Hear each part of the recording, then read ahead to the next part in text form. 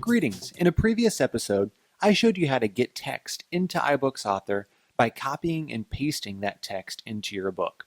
Now that's one way that you can add text to it, but there's an even easier way for you to import text into your iBook. That easier way is dragging and dropping a Pages or a Word file into your outline area over here on the left.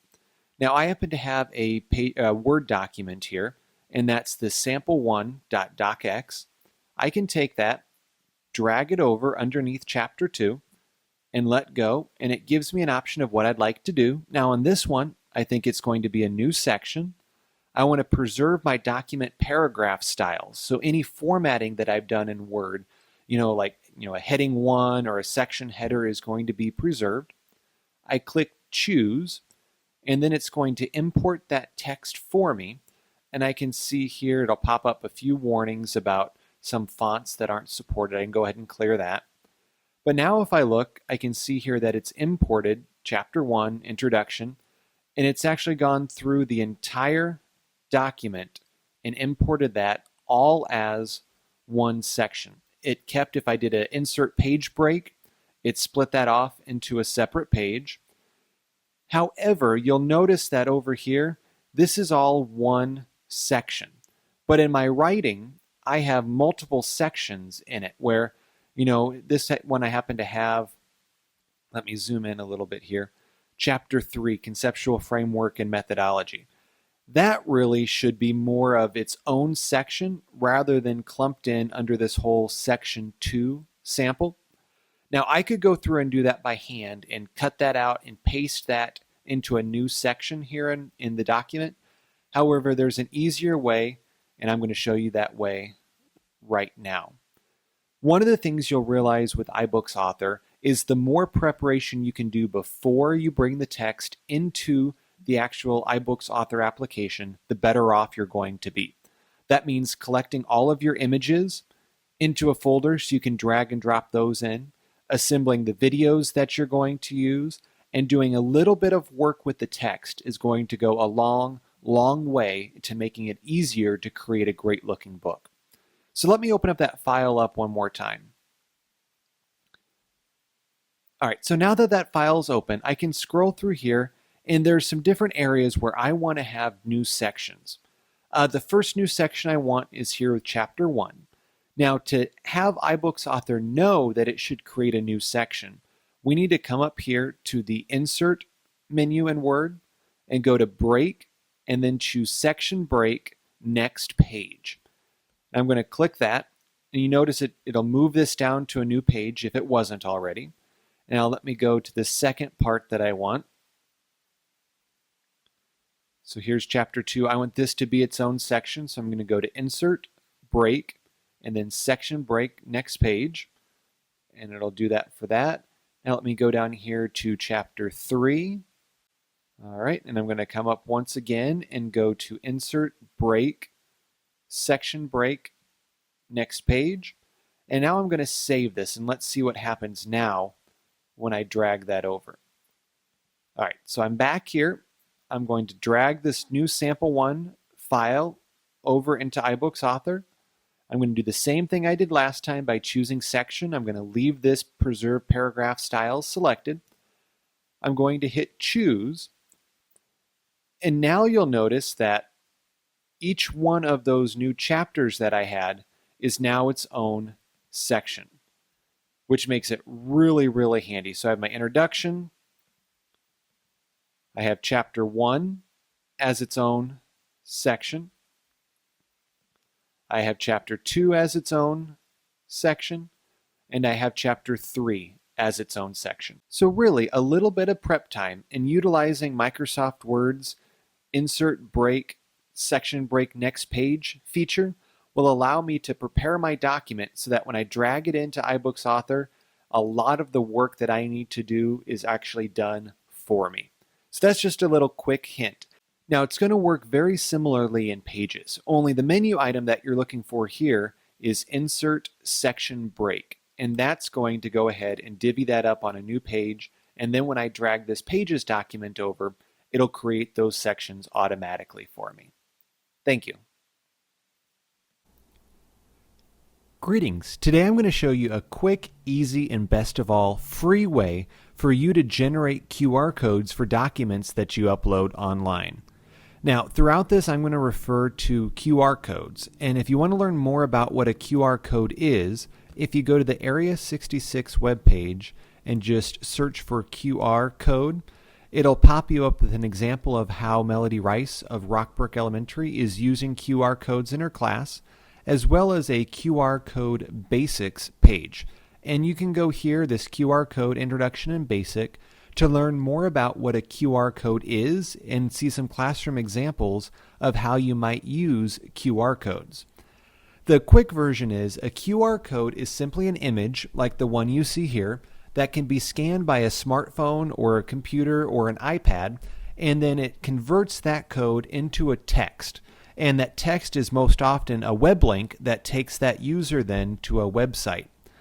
There are many places on the web that you can generate these QR codes. Two places that I really like, though, are one called goqr.me. And if you type goqr.me, it'll take you to the QR code generator, where you select what kind of information you're going to put into the card, and then submit that information, and it generates a code for you. So let me show you this. If I want to have a link to maybe one of the Wiki sites, I can type in that web address. And so I'm going to type in ideas.westside66.org. And you'll see as I'm typing it in, it's generating a preview of that code. Now I can go ahead and I can click the download button, and then that's going to generate a QR code that I can save here then as either a PNG file or a JPEG file. I can even choose if I want to make that file bigger or smaller. The default is pretty good. If you keep it at 400, that's pretty good. I'm going to save this as a JPEG file, and it's going to download it, and you'll see when it opens up, this is my QR code. Now, if I were to scan this with an iPhone or an iPad, that would take me directly to the school's Wiki site, which is pretty neat. You can do some more things with it. A different website that I like that's a little more advanced and you can customize things a little bit easier is called QRstuff.com. And QRstuff.com works very, very similarly to the goqr.me. It walks you through the process, so I select what website data I would like to use, and so in this case I'm going to just do a website again. I can type in that same URL, the ideas.westside66.org, and I can see my preview. Now this one gives me a little more options that I can customize, and so if I wanted to have different colors, you can see here I can make a green QR code, or if I wanted to make a purple QR code I could, or a pink QR code. And then the same way like before, I can go ahead and I can select if I wanted to download, or if I wanted to print it, or even if I wanted to email that QR code to somebody. So that's a really quick, easy way using these two websites, goqr.me or qrstuff.com, to make visual links to websites. So now, how would you use this in your class? Well, one of the ways that I've used QR codes is as a quick link for parents to see PDF files on the web.